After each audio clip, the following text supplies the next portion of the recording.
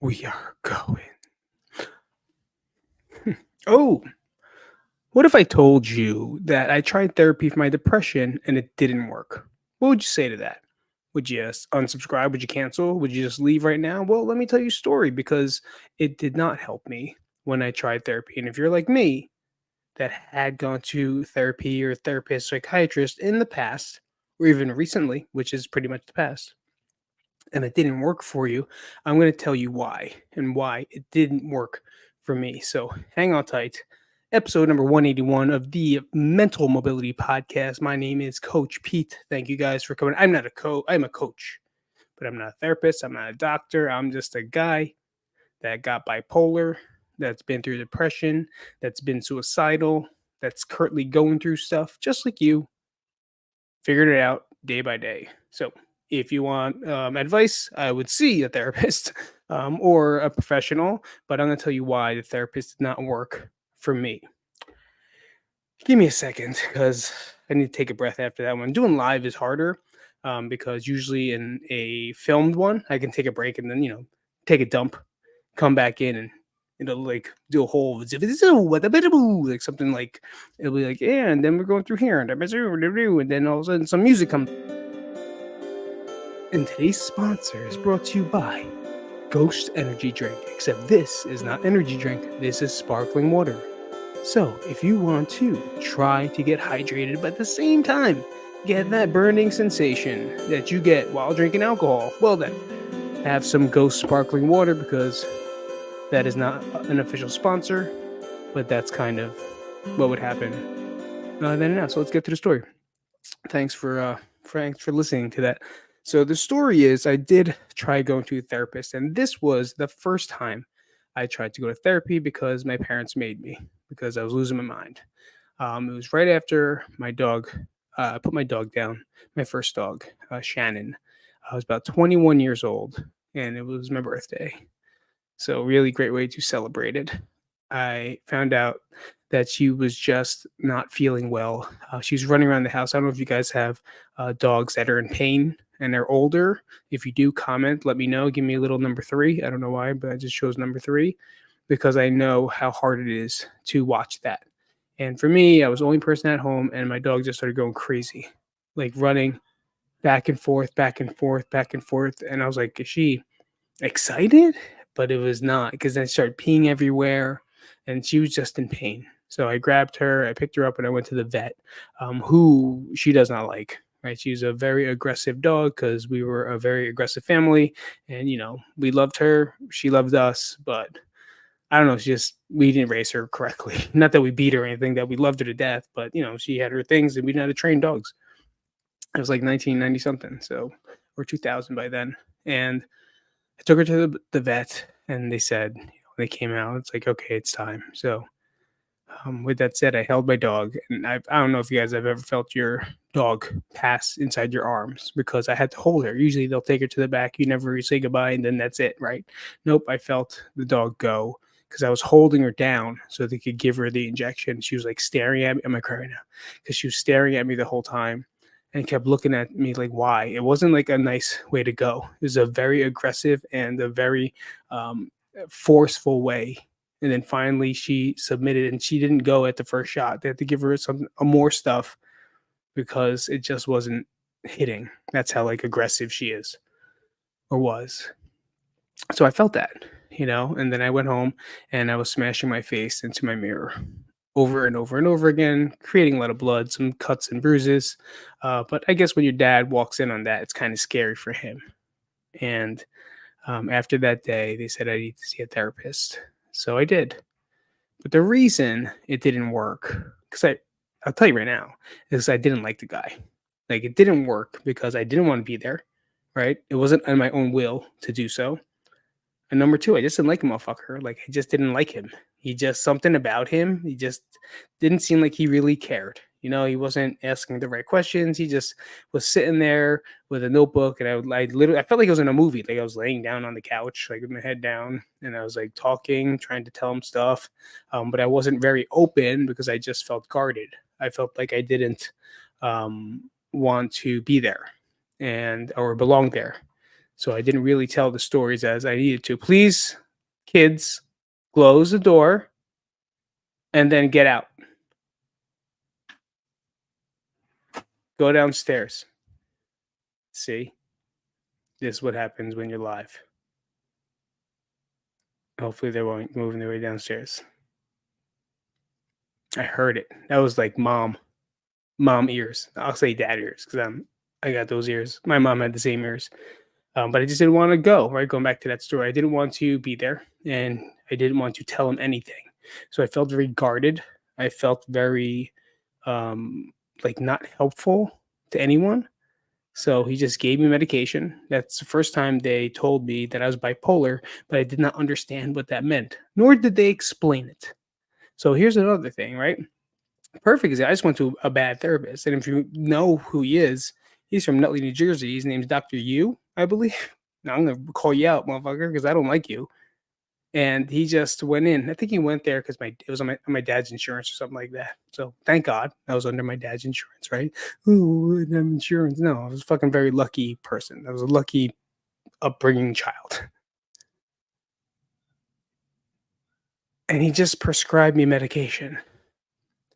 And this is the whole thing where everything went wrong, right? And with therapy, because I didn't understand what it was. I didn't know the difference between a psychiatrist and a therapist. There's two different things.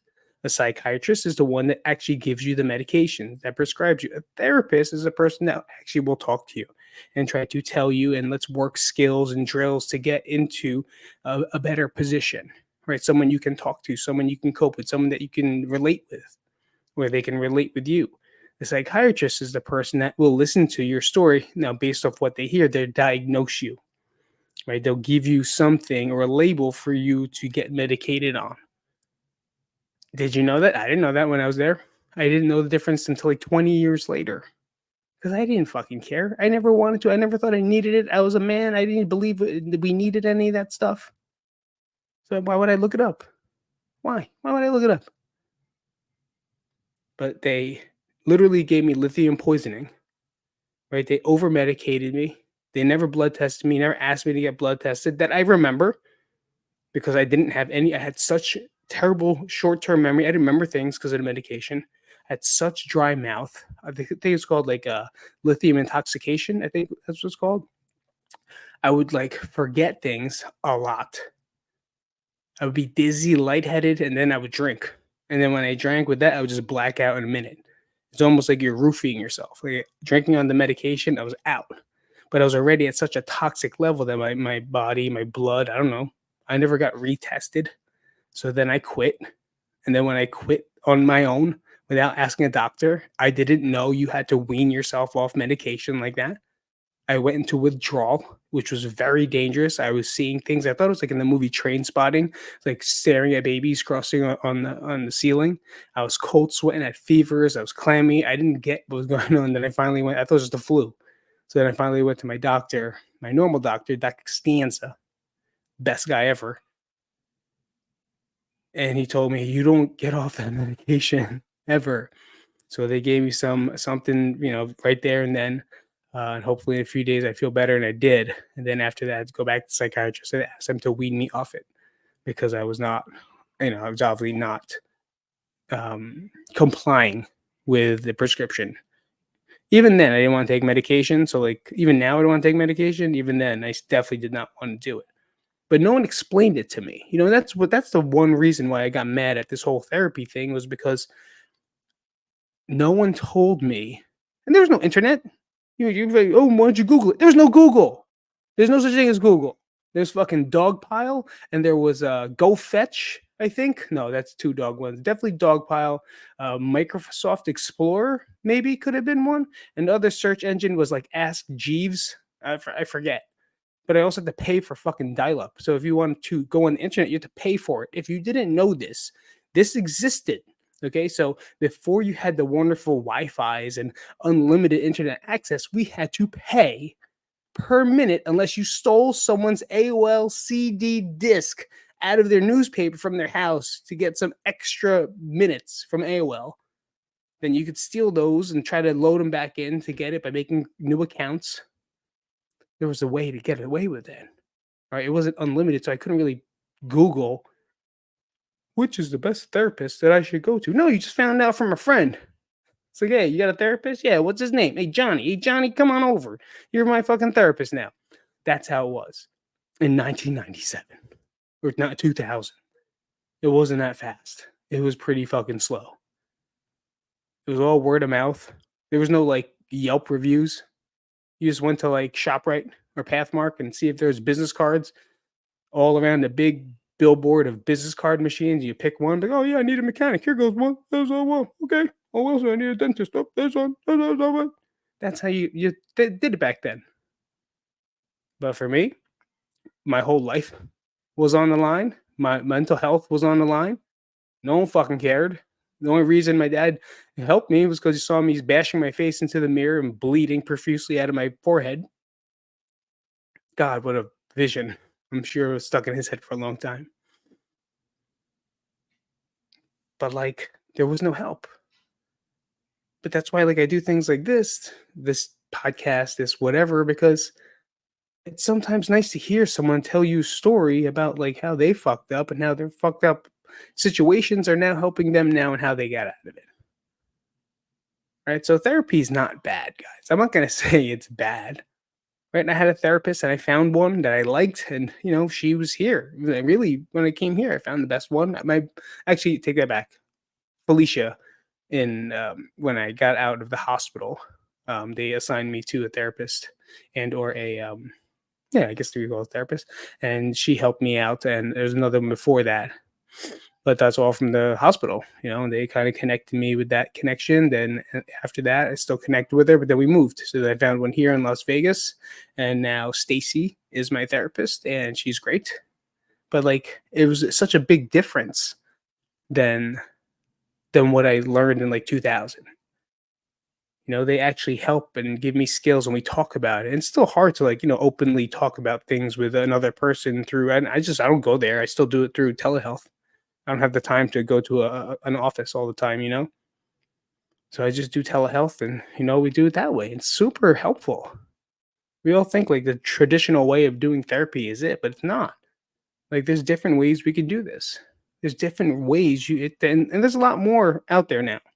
I'm not sure if that BetterHelp, I think it's called Better Health or BetterHelp. I could be wrong. There's apps where you can just get a therapist super fast. Even just on you check your insurance plans if you have insurance. Check them out. They have tons of things and options that you can get into or do just to talk to somebody. But even now, like, I have a psychiatrist, the lady Raquel, her name is, and I give her. We talk really fast, but all she's in charge of is prescribe me medication. I feel like when she talks to me, she don't give two fucks.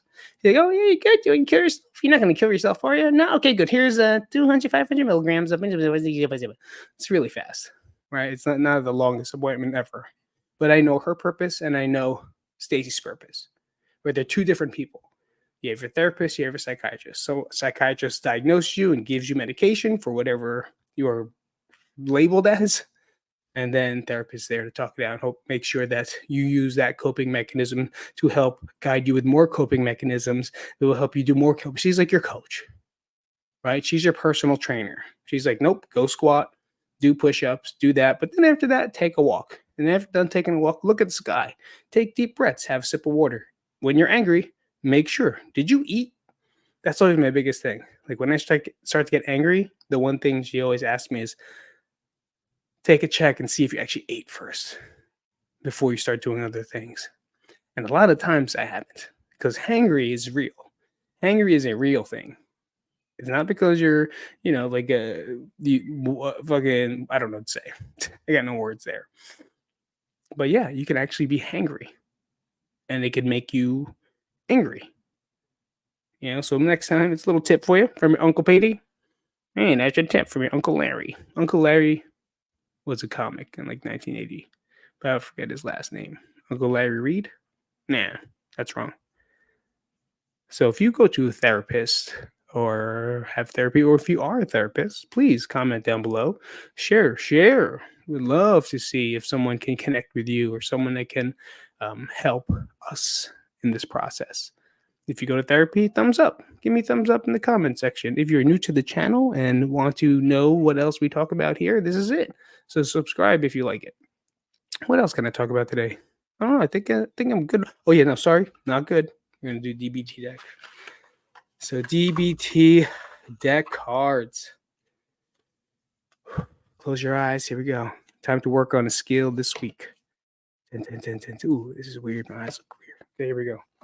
This one is a purple. What is that? Purple or pink? That's pink. So this is a mindfulness. Mindfulness. Step 1 to wise mind. There are 2 steps to get yourself into wise mind. In step 1, what you do is observe and describe, and how you do is non-judgmentally. I can't read that one. Sorry, it's too many words. Too many. And that's how I do it, people. I can't read. I'm not going to say I can't read. I have trouble reading. So those words were too many. I didn't know where that sentence was going. And it just didn't make sense to me. So I'm going to move on to the next one. I have to do that one. I have to do a couple takes on that one. This one's improve. This one is distress tolerance, which means when you feel distressed, tolerate it. I guess I don't know. Relaxation is a human need. Hold on.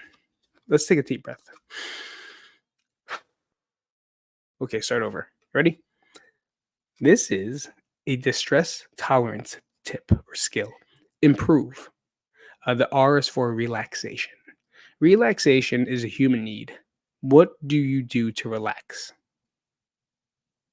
Don't answer that question. What do you think could be relaxing? Don't answer that question. Plan to engage in some of those relaxation behaviors every day. This is fantastic. Remembering that learning to relax takes practice. I'm not talking about Fruit Loops. I'm not talking about Captain Crunch. You know what I'm talking about? Take some time now to be mindful of your breathing, to tense and release the major muscle groups, or to simply sit in a quiet place. Relax. See? And it really works. Because a lot of times I mumble, or I talk too fast, or just keep going and I can't stop. But this is a great one to do, especially when you are maybe a little rampant in your mind, maybe going through a little bit of, I say the best one in relation to bipolar is little mania. And you have these racing thoughts and these racing ideas, and your mouth doesn't shut the fuck up. Now I can't breathe, so I will. Take a deep breath and practice relaxation. 5 minutes a day, 10, 15, 20, whatever it is. And it can be done every single day. And I feel like that's a great one for me, especially in the past week where I've been super busy this week and trying to get everything done that I have. And that is a blessing that I have that much to do. But I'm very grateful every day. As much as I feel like I'm not or seem to be, I am. I cried this morning as I looked up at the stars, as I always do in the morning. I just kind of was grateful. Thank God and thank everything for everything, for whatever is going to come, whatever has happened, because it brought me to where I was this morning. And I was awake, a little bit in pain, but I was still there, and being grateful and very appreciative for the things that I do have and the things that I have had. I sit there and I ask for things. I ask for the goals that I have in my head. I thank him for the goals he helped me achieve. I help them, in the things that have gone wrong. I've learned so many lessons from. So I said, this was grateful, So it's super important. Just kind of sit back and take those breaths and relax. I can't talk today, by the way. I mean, I can't talk many days, but today even more so. This is episode number 181. Subscribe to the channel.